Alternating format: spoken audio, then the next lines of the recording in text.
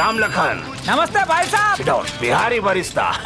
భాయ్ సాబ్, corona బాబుని kidnap చేసి బీహార్ లోనే నంబర్ 1 గ్యాంగ్ అనిపించుకున్నారు మీరు. అంటే వాడికి మ్యాగీ తినిపించు. నంబర్ 1. టీలే అమ్మా. మళ్ళీ ఇదో బొక్క. ఏయ్ రామ్ లఖన్, ఈ రోజు నుంచి భాయ్ సాబే అందరికి అప్పులు ఇస్తాడు. ఏం సార్? అయ్యస్ sir. Sir account number please for transfer. Account ఉంది కానీ అందులో డబ్బులు లేవు సార్. లేవా? ఓ క్యాష్. పర్లేదు క్యాష్ ఇచ్చేయి. క్యాష్ అయినా క్యాష్ ఉంటే నేను ఇక్కడ దాకా ఎందుకు వస్తాను సార్? అకౌంట్ లో లేదు, క్యాష్ లేదు, దండా ఎలా ఇస్తావు మరి? డబ్బులు లేవు కానీ డబ్బులు వచ్చే ఐడియా ఉంది సార్. ఐడియా? యా. అంటే మళ్ళీ అప్పేగా. రే మూసుకో. చీ నా జీవితం. నేను చెప్పే ఐడియా ఖచ్చితంగా డబ్బులు వస్తాయి సార్. అచ్చా రా, కమింగ్. ఇట్రా కూర్చో. చెప్పు. నన్ను ఏదైనా గ్యాంగ్కి పేరం పెట్టి అమ్మేయండి సార్. ఓరా సెకండ్ హ్యాండ్ చైనా పోయిన కొంటారు కానీ నిన్నడు కొంటారా? ఎవడు కొంటాడో? కొంటారు సార్, 100% కొంటారు. 100 కోట్లు పెట్టి నేను బీర్ ఫ్యాక్టరీ పెడతానని బీహార్ మొత్తం స్ప్రెడ్ అయిపోయింది. 100 కోట్లు అనుకుంటారు సార్ అందరు నా దగ్గర. 2 కోట్లు అడగండి, ఎవడైనా కళ్ళు మూసుకుని కొనేసుకుంటాడు. అందులోంచి ₹1 మీరు తీసుకోండి, ఇంకో ₹1 మా డాడీ అకౌంట్కి ట్రాన్స్ఫర్ చేయండి. నీ దగ్గర డబ్బులు లేవని ఇవాళ కాకపోతే రేపేం తెలిసింది వాళ్ళకి. అప్పుడే తప్పించుకుంటావు. అదేదో నేను చూసుకుంటాను, మీకేం సంబంధం? మీకు కావాల్సిన డబ్బులు మీకు వచ్చేస్తాయి కదా. రండ్రా. 2 మినిట్. ఓకే.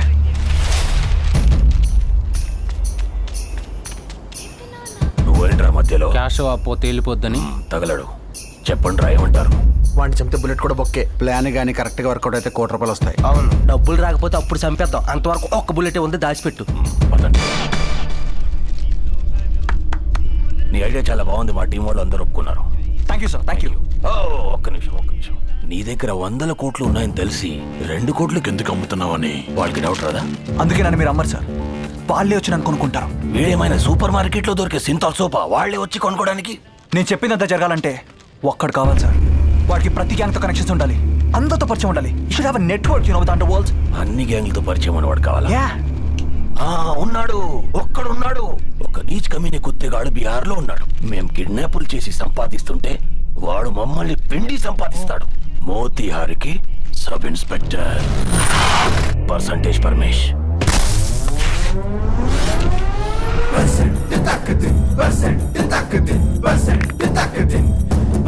సార్ నమస్తే సార్, నా పేరు గుంటే సార్. నేను మీ పెద్ద ఫ్యాన్ సార్. ఒక్క సెల్ఫీ సార్. నవ్వండి సార్.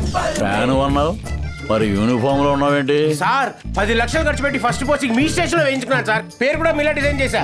మీరు పర్సంటేజ్ పరమేష్ అయితే నీ కమిషన్ కుంటే మీ ఫాలో అని సార్. ఎండాకాలం, వానాకాలం, శీతాకాలం సార్ ఏ కాలంలోనైనా ఈ పరమేష్ తో పెట్టుకుంటే వచ్చేది పోయే కాలమే. Super sir. ఈ ఫిలాసఫీని అర్థం చేసుకుని ఫాలో. అలాగే సార్. సారీ రా బద్రి, నీ కూతురు పెళ్లికి కూడా రాలేకపోయాను. అప్పుడు సీఎం ప్రోగ్రామ్ ఉండడం వల్ల కవర్లు వినడానికి రాలేదు, కంప్లైంట్ ఇవ్వడానికి వచ్చాను. ఏమైంది? నా కూతురును దరిద్రుడు లేపుకుపోయాడు. అంటే పెళ్లి ఆగిపోయిందా? లేపుకుపోయింది నా పెద్ద కూతురుని కాదు, హ్యాపీని. ఎవడాడు? మా రజోదేవి కొడుకు. రజ్జు అంటే ఆ హోమ్ పండగడికి నీకు నాకు ప్రతి సంవత్సరం రాఖీ కట్టేది. అదే 25 సంవత్సరాల క్రితం పెద్ద బిజినెస్ మ్యాగ్నెట్ పెళ్లి చేసుకుని అమెరికాలో సెటిల్ అయిపోయింది అన్నారు. 100,000 కోట్లు సంపాదించారు. వాళ్ళ కొడుకే ఈ పెళ్లికి వచ్చాడు. అచ్చా. అంతేకాదు సార్, మా అందరితోటి బిజినెస్ కూడా పెట్టిస్తా అన్నాడు. నన్ను అయితే బేకరీ పెట్టుకోమన్నాడు తెలుసా. నువ్వు తినడానికా? నాకైతే ఇంకా మల్టీప్లెక్స్ కటింగ్ చేస్తా అన్నాడు సార్. బ్లాక్ టికెట్లు అమ్ముకోరా, వాటం అలాగే ఉంది. సిగ్గులేదు మీకు? వీళ్ళందరితో ఇన్ని పెట్టిస్తున్నాడంటే వాడి దగ్గర ఎన్ని కోట్లు ఉన్నాయో నాకు అర్థమవుతుంది. బద్రి నాకు వదిలే. నీ కూతురు లేచిపోయిందంటే నా కూతురు లేచిపోయినట్టే. మీ కూతురు బాగుంటుందా సార్? ఏంట్రా దాన్ని కూడా లేపుకుపోదావనా? లేపేస్తా. 1 మినిట్. హలో సార్, నేను గౌతమ్ ఠాకూర్ని సార్. బద్రీనాథ్ ఠాకూర్ వాళ్ళ మేనల్లుండి సార్ నేను. నువ్వా? అదే మా ఫ్రెండ్. చెప్పు ఏంటి విశేషాలు? అక్కడ వర్షాలు అవి బాగా పడుతున్నాయా? వర్షాలు ఏంటి సార్, టెన్షన్ చెమటలు పడతా ఉంటాయి. ఎక్కడి నుంచి? నేను న్యూయార్క్ సిటీ లాంగ్ ఐలాండ్ నుంచి సార్. న్యూయార్క్ నుంచా? న్యూయార్క్? అరే మా రజ్జో కొడుకు కూడా అక్కడే ఉంటాడు.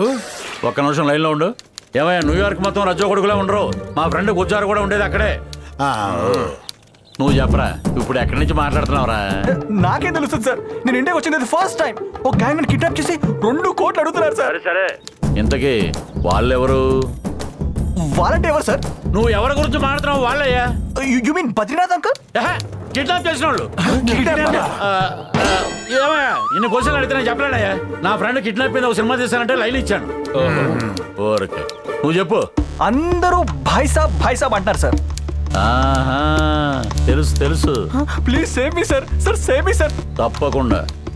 బద్రి ఆ గౌతమ్ గారిని పట్టుకునే పూజ నాది. నువ్వు టెన్షన్ పడకుండా హ్యాపీగా వెళ్ళు. సరేరా అంతా నీకే వదిలేస్తున్నాను, వస్తాను. అవును ఆడి పేరు గౌతమ్ అని నేను నీకు చెప్పలేదే. నువ్వు చెప్పకపోయినా ఆడి పేరు ఊరంతా చెప్పుకుంటున్నారా. నువ్వు హ్యాపీగా వెళ్ళు. రేయ్ నువ్వు ఇంకా ఈ జాబ్ లో ఉన్నావంటే కారణం నేనే, గుర్తుందిగా? ఫ్లాష్ బ్యాక్ ఎలా మర్చిపోతాను బద్రి, నేను చూసుకుంటాను, నువ్వు వెళ్ళు. పదండి.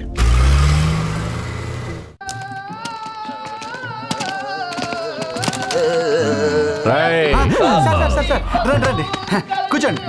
ఏం భాయ్ సాబ్ అంత పెద్ద పార్టీని బట్టావు, నా పర్సంటేజ్ ఎగ్గొట్టావు, తప్పు కదా? ఏ పార్టీ పరమేశి?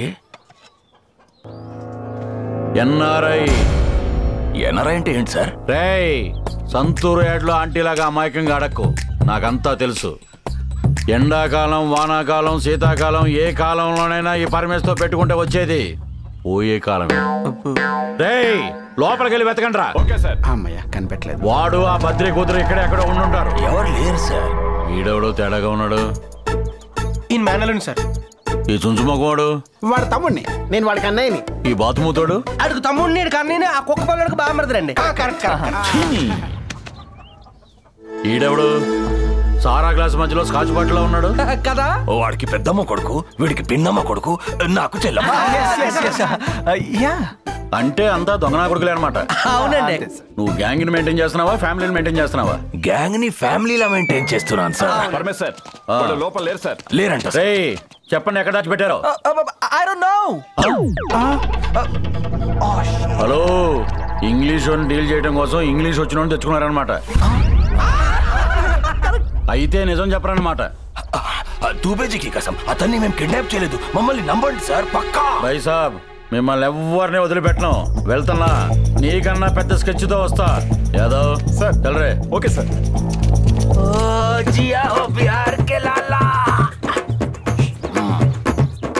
ఇప్పుడేమవుతుంది? జాగ్రత్తగా వినండి. మనం వేసిన ప్లాన్ ప్రకారం వాడు వెంటనే ఏదో గ్యాంగ్ దగ్గరికి వెళ్తాడు. మీరు అడిగిన రేట్కి వాళ్ళు వచ్చి నన్ను కొనుక్కెళ్తారు.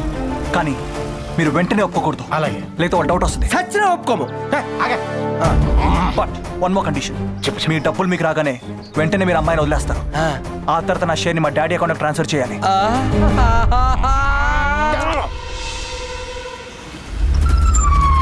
సార్ సలీం భాయ్ గురించి విన్నవే కానీ చూడటం ఫస్ట్ టైం సార్. ఒక సెల్ఫీ దిగుతాను సార్. సెల్ఫీ దిగడానికి వాడు సన్నీ లియోన్ కాదు, సలీం భాయ్. సార్ ఈ సర్వెంట్ ఎక్కడో చూసినట్టుందే. బాబు నీకు విషయం తెలుసా? నువ్వు అచ్చం బంపర్ స్టార్ బజరంగిలా ఉన్నావు. నేనే బంపర్ స్టార్ ని.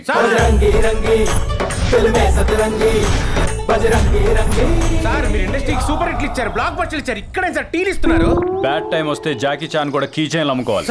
సార్ షూటింగ్ జరుగుతుంటే ఈ బజరంగిని ఆ బాయిజాన్ గారు కిడ్నాప్ చేసి ప్రొడ్యూసర్ 50 లక్షలు డిమాండ్ చేశాడు. పేమెంట్ లేట్ అయ్యేసరికి సార్ని సర్వెంట్ చేశాడు. బజరంగి బాయ్జాన్ ఆయన సెల్ఫీ దిగాల్సిందే. సార్ సార్ ఒక selfie sir please sir. Facebook లో మాత్రం పోస్ట్ చేయకు, నా ఫ్యాన్స్ నేను ఫేస్ చేయలేదు. తప్పకుండా సార్. సార్ సార్ పూజా కపూర్ సార్, బాలీవుడ్ హీరోయిన్. ఇది కళా నిజమా? ఆవిడిక్కడుంది సార్. బాయిజాన్ మనకి డాన్ అయితే ఆడేమో దీనికి పెద్ద ఫ్యాన్. అందుకే రాంచీ షూటింగ్ నుంచి కిడ్నాప్ చేసి కీప్ గా మార్చుకున్నాడు. మరేంటి సార్ రిసార్ట్ లో ఉన్నట్టుగా అంత రిలాక్స్ గా ఉంది? ఎటు తిరిగి ప్లాట్ఫామ్ లో ఉంది కదా, దానికి కూడా ఇక్కడే బాగుందని సెటిల్ అయిపోయింది. బీహార్ లో క్రైమ్ అంతా ఆడి కంట్రోల్లో ఉంటే ఆడేమో దీని కంట్రోల్లో ఉన్నాడు. నువ్వు కూడా నీ కంట్రోల్లో ఉంటే బెటర్. కష్టం సార్, సెల్ఫీ దిగాల్సిందే. సెల్ఫీ దిగడం ఫ్యాన్స్ హక్కు సార్. మేడం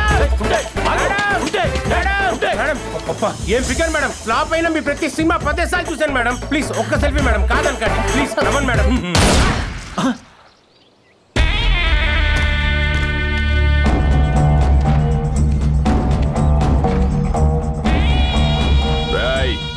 పూజాని ముట్టుకోవడానికి నాకే 3 ఏళ్లు పట్టింది, నువ్వు 3 నిమిషాలు ముట్టుకుంటావా?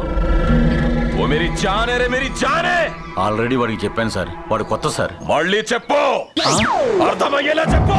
ట్రై చేస్తాను సార్. రే చెప్తే వినలేదు, హక్ అన్నావు, కుక్క చావు చచ్చావు. ఎవడైనా హార్ట్ అటాక్ వచ్చి పోతాడు, షుగర్ ఎక్కువైతే పోతాడు. నువ్వేంట్రా సెల్ఫీతో చచ్చిపోయావు? చెప్పాను సార్. అర్థమైందా వాడికి? మోస్ట్ ఇంటెలిజెంట్ ఫెలో సార్, అయ్యే ఉంటది. నువ్వెందుకు వచ్చావు చెప్పు. ఒక డీల్ మాట్లాడటానికి వచ్చాను. డీల్ ఏంటో చెప్పు. మేడం డీల్ ఏంటంటే కళ్ళల్లోకి మాత్రమే చూసి చెప్పు. అర్థమైంది భాయిజాన్, లేకపోతే నేను కూడా సెల్ఫీయేగా. మేడం మీరు ఇలా కాల్ ఎత్తుంటే నేను కాన్సన్ట్రేట్ చేయలేకపోతున్నాను మేడం. చెప్పు. యుఎస్ నుంచి 100 కోట్లతో ఎన్ఆర్ఐ ఒకడు ఇక్కడ బీర్ ఫ్యాక్టరీ పెట్టడానికి వచ్చాడు. అయితే వాడిని ఆ బాయ్సాబ్ గ్యాంగ్ వాళ్ళు కిడ్నాప్ చేశారు మేడం. వాడికి దొరికింది బంగారం అని తెలియక బంగాళదుంప రేట్ అడుగుతున్నాడు. అంటే 2 కోట్లు అడుగుతున్నాడు మేడం చీప్ గా. ఆ 2 కోట్లు మనం ఇచ్చి వాడిని కొనుక్కుంటే కనీసం 20 నుంచి 30 కోట్లు లాగేయచ్చు. నీకెవరు చెప్పారు? ఆ కిడ్నాప్ అయిన ఎన్ఆర్ఐ ఫోన్ చేసి చెప్పాడు మేడం. అంత డబ్బు ఉన్నోడిని 2 కోట్లు అడగడం, కిడ్నాప్ అయినోడే నీకు కాల్ చేయడం, స్క్రీన్ ప్లే లో ఏదో తేడా ఉంది. ఆ గ్యాంగే పెద్ద తేడా మేడం. జాన్, ఆ భాయ్ సాబ్ రేంజ్ అంతే. అవును మేడం, వాడికి ఊరు నిండా అప్పులు అరిగిపోయిన చెప్పులు తప్ప ఇంకేమీ లేవు. తేడా వస్తే నన్ను మేక నరికినట్టు నరికండి మేడం. Deal okay. భాయ్ సాబ్ 2 కోట్లు తెచ్చాను. నువ్వు ఓకే అంటే 2 నిమిషాల్లో డీల్ క్లోజ్ అయిపోద్ది. 2 కోట్ల? నాకు టైం తక్కువ ఉంది, డాలర్స్ ట్రాన్స్ఫర్ లేదేదో అంటున్నాడు. చచ్చిపోతాను టైం లేదంటావు. ఆ టీలు కాసి పడుతావు నీకంటే టీలో. నువ్వు ఒప్పుకున్నా నేను ఒప్పుకోను. ఏమో టాయిలెట్ లో టీ దగ్గర తప్పసు వేసుకుని ఉన్నాడు. అరే నీ రేట్ చెప్పరా, నేను కొట్టా.